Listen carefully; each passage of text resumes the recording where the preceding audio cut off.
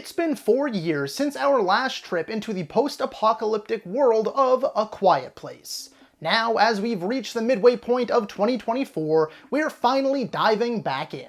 Only this time, instead of following the Abbott family once more, we have been given a prequel/spin-off in A Quiet Place Day 1. With a new cast of characters, a New York setting, and a world dealing with the first few days of the invasion. Can it live up to the incredibly high bar set by its two predecessors? Let's find out. Hello ladies and gentlemen, and movie lovers of all kind, and welcome back to the channel. As always, I am your host, Brett Murphy, and for today's video, I have a brand new ranking for you all. And I am going to be ranking the 3 Quiet Place movies. Before I hop into the actual ranking itself, I just wanted to let you all know that I have an entire playlist dedicated to all of my ranking videos. There are well over 100 videos in that playlist for you to enjoy, so if movie rankings are your thing, then be sure to check that out, and I guarantee you'll find something you like. And so without further ado, let's hop right into things.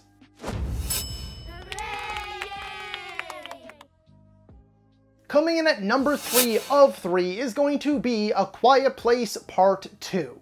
It sucks to put this one in last, but one of them had to be. This is a strong sequel. One of the best horror sequels in recent memory, in fact. More often than not, horror sequels suck. This one just flat out doesn't. Now, I don't think it was as strong as the original though. I think Oscar winner Cillian Murphy was a phenomenal addition.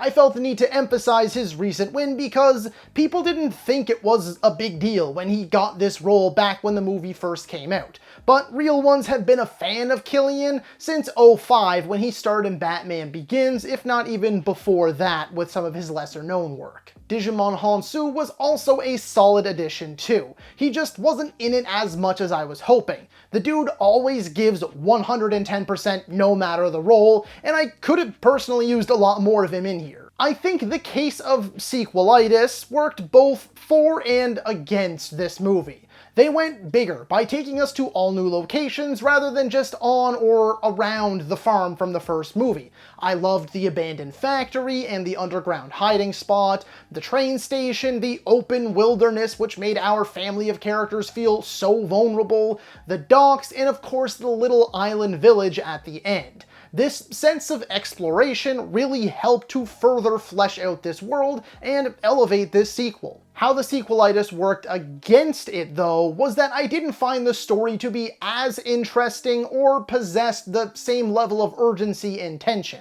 Yes, many of these sequences were still almost as unbearably tense, which I was so happy they were able to maintain despite us already knowing how to beat these creatures. And yes, they were still horrifying foes, real, genuine threats that had us constantly on our toes, fearing for our heroes. Speaking of our heroes, they are unsurprisingly just as good as they were the first time around. I mean, Emily Blunt is one of the best in the business today, so once again, that's no surprise. I felt they gave Noah Jupe a little less to do this time around, but he still made the most of his screen time. However, once again, I think Millicent Simmons kind of stole the show. Okay, once again, not a perfect sequel, and not one of the rare sequels to surpass the original, but most definitely a worthy follow-up to one of the 2010's best horror flicks. Claiming that runner-up spot is the recently released A Quiet Place Day 1.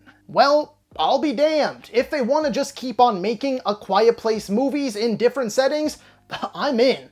Assuming, of course, that they can stay at this caliber because they absolutely nailed it again here. I was admittedly a little worried too, without Krasinski behind the camera this time. Of course, I think he's super talented, and I don't want him to only be known as the Quiet Place guy, but this new director, Michael Sarnowski, is new.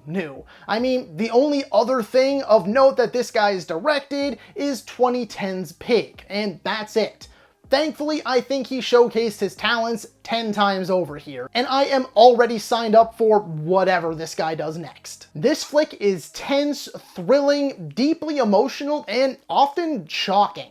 Excellent chase sequences throughout, countless moments where my entire theater was dead silent, and a pair of leads you are truly rooting for. Lupita Nyong'o is definitely the real star, which isn't surprising though. She's an incredibly versatile and talented actress. I love Joseph Quinn in here too, but I needed more from his character. He shows up much later in the movie than I would have expected considering all of the promo and marketing for this movie, and I wish we got a bit more of his backstory, motives, and so on. Alex Wolff was fantastic too for the portions he was in, and Frodo the cat was as lovable and pesky as all the best cats are.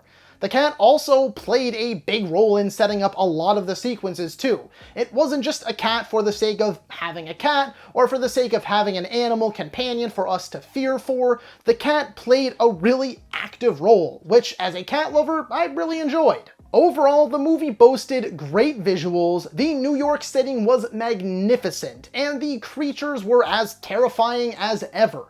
I enjoyed the hell out of this movie, and at multiple points it had me near tears. Easily one of 2024's best so far. And coming in at number 1 is the original A Quiet Place. This one shouldn't come as a complete shock. I mean, when discussing A Quiet Place Part 2, I said the original was one of the best horror flicks of the 2010s. Not to mention there's only 3 movies here to rank, so once I got through number 3 and number 2, it was, pretty strung out for options. The craziest part is that this movie was almost a bit of a meme in the build-up. Like everyone was thinking this was written and directed by and starring Jim from The Office. Yeah, okay, should be real good. And then it came out and it was really good. From the haunting atmosphere to the constant feeling of hopelessness and isolation, and some of the most intense, heart-pounding sequences I have ever experienced. I mean, I still remember seeing this movie opening night, and the deafening levels of silence throughout remain unmatched. I mean, this is one of my favorite theater-going experiences ever, which is pretty elite company considering every other movie up in that conversation are these massive event movies like Avengers Endgame and such. But the way the crowd was often too afraid to even breathe at points left me in awe and clearly left a lasting impact. The main family are undeniably the heart and soul of this movie, as they should be. If this dynamic wasn't as strong as it is, the movie never would have worked. From the opening with the little boy, Bo, leaving my jaw on the floor, to the arcs each character goes through, and the emotion-fueled final act that left me welled up at both its beauty and devastation. Krasinski, Blunt, Jupe, and Simmons are all perfect.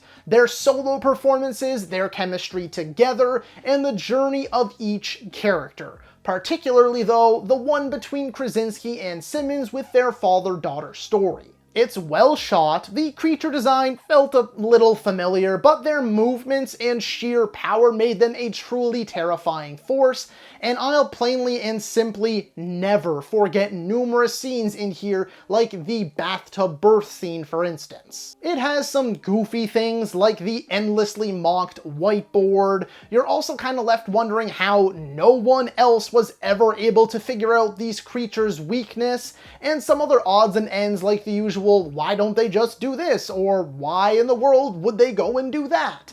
But all in all, they took a pretty simple concept and turned it into one of the best horror flicks of the last decade, and that takes a lot of talent and skill both on and off the camera. So that is all for today's video, folks. Be sure to let me know down in the comments below if you agree or disagree with my ranking. While you're at it, don't forget to let me know how you would rank the 3 Quiet Place movies and where you would like to see this franchise go next. Another prequel, another sequel, a spin-off, where in the world would you want to see it set? Let me know. As a reminder, this is the revamped BAM2 movies, and it is your one-stop for everything movies. Be it rankings like this one, video essays, top 10s, versus videos, tier list videos, I have it all and so much more, along with your daily nerdy news wrap-ups. So be sure to like, comment, subscribe, and ring that little bell icon so you don't miss a thing. One last thing I've been mentioning these last few videos, do not forget to follow us on all of our social media pages to stay up to date on the latest news in the worlds of movies, TV, and video games. Yes, we cover all three, so you no longer have to follow a dozen different pages to keep up with everything. Just follow our one and you've got it all in one place. The links are in the description.